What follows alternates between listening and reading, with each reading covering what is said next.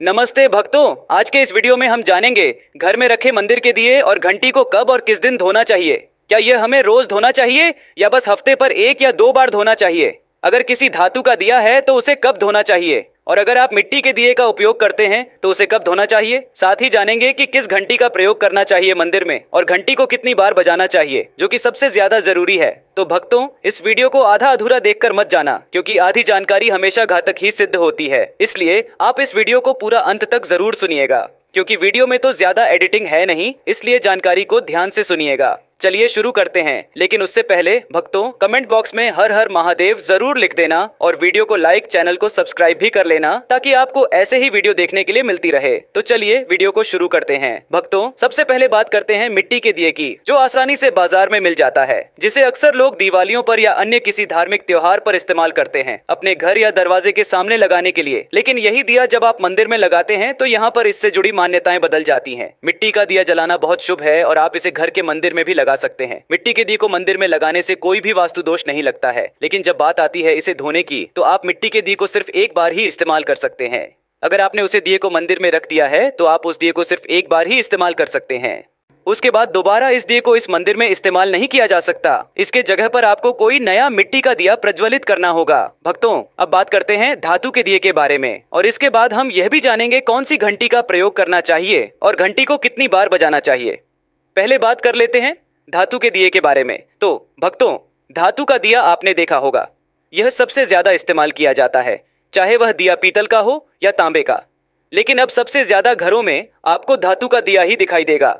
अगर आप भी धातु का दिया इस्तेमाल करते हैं तो इसको धोने का सबसे अच्छा तरीका है इसे रोज धोया जाए, और इसे धोते वक्त गंगा जल से शुद्ध भी करना चाहिए। आप इस दिए को 1 हफ्ते में 1 बार या 2 बार ना धोकर इसे रोज धोया करिए, यही सबसे अच्छा है। भक्तों, दीपक की सफाई से उसकी पवित्रता और सकारात्मक ऊर्जा बनी रहती है। धातु के दीपकों को रोज साफ करना चाहिए, जबकि मिट्टी के दीपक को 1 बार उपयोग करके उसका त्याग कर देना चाहिए।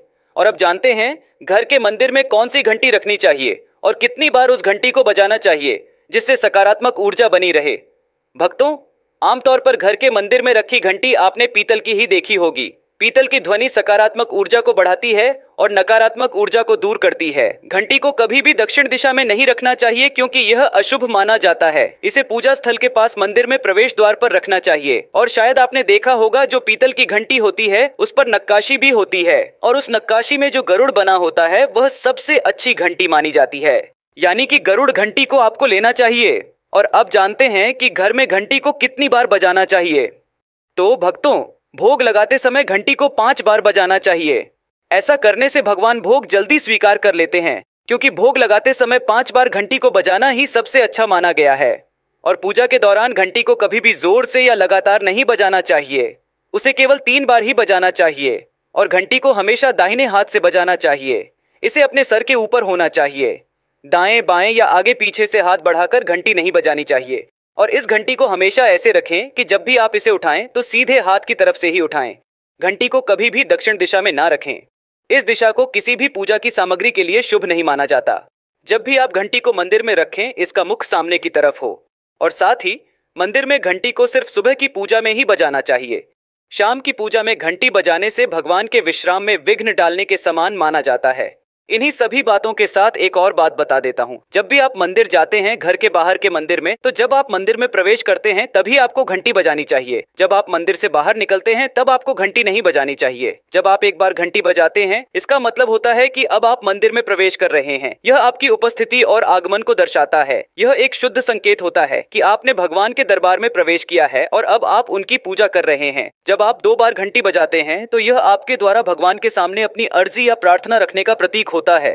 यह संकेत करता है कि आप अपने मन की बात भगवान तक पहुंचाना चाहते हैं। और वहीं अगर आप 3 बार घंटी बजाते हैं तो इसका अर्थ है कि भक्त किसी विशेष समस्या या पीड़ा से जूझ रहा है और वह तुरंत भगवान से मदद चाहते हैं। यह संकट की स्थिति का प्रतीक होता है, जहां व्यक्ति जल्दी भगवान से समाधान चाह रहा होता है। तो भक्तों, अब आपको शायद इस टॉपिक के बारे में सभी जानकारी मिल गई होगी। और अगर आप भविष्य में भी ऐसे ही वीडियो देखना चाहते हैं तो चैनल को सब्सक्राइब जरूर कर लेना, क्योंकि आप सब्सक्राइब करेंगे तो आपको सभी वीडियो तुरंत मिल जाएगी और यह बिल्कुल फ्री भी है। अगर यह वीडियो पसंद आया तो वीडियो को लाइक भी जरूर कर देना। और अगर आपके मन में अभी भी कोई सवाल है तो वह भी कमेंट में लिख देना। और साथ ही हर हर महादेव तो जरूर ही लिख देना कमेंट बॉक्स में। हम मिलेंगे फिर किसी अगले एक और नए वीडियो में। हर हर महादेव।